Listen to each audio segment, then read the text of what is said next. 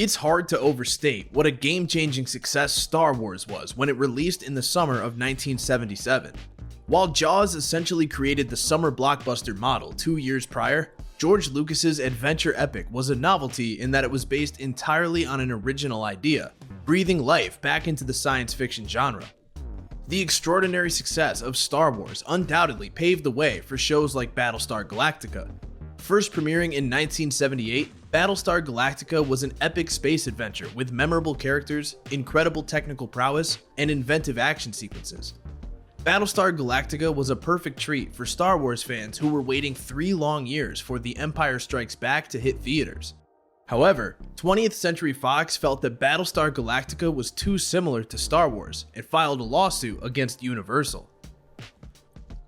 Battlestar Galactica was conceived by Glenn A. Larson, who claimed in court documents that the idea for the series had first come to him in the late 1960s, while he was working on adventure shows such as The Fall Guy and The Fugitive.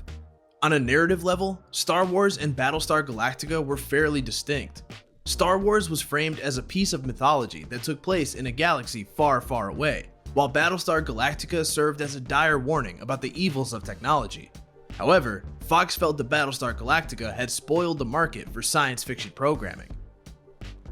George Lucas's frustration with Battlestar Galactica stemmed from a dispute with visual effects supervisor John Dykstra. Dykstra was an inventive artist for industrial lights and magic who had contributed to the unique aesthetics for the original Star Wars film. Lucas felt that Dykstra had utilized the same design techniques for Star Wars on Battlestar Galactica. Merchandising was also a matter of concern. Fox had generated significant profits from the action figures, games, and models inspired by the first Star Wars movie, which Lucas owned the rights to. Due to the similarities, Lucas grew concerned that consumers would confuse Battlestar Galactica merchandise for Star Wars toys. Fox's lawsuit also pointed to several key plot similarities between Star Wars and Battlestar Galactica. While Fox managed to present the overarching similarities between the two projects, the court was unconvinced that Star Wars was an entirely original project. Universal was also successful in pointing out that Star Wars was derivative of many classic science fiction projects. The issue was ultimately resolved without trial after Fox dismissed the copyright claims in 1980. Larson had fought hard to prove that his series was worth considering as its own unique project, but Battlestar Galactica was cancelled quickly after its first season.